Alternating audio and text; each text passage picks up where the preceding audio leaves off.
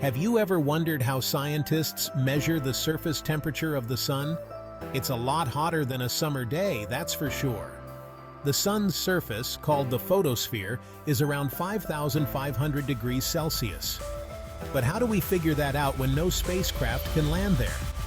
Well, scientists use a technique called spectroscopy. This involves studying the light emitted from the sun.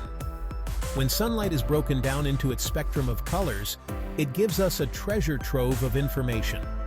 By analyzing the specific wavelengths of light, we can determine the sun's temperature. Here's the science. Hotter objects emit more light at shorter wavelengths.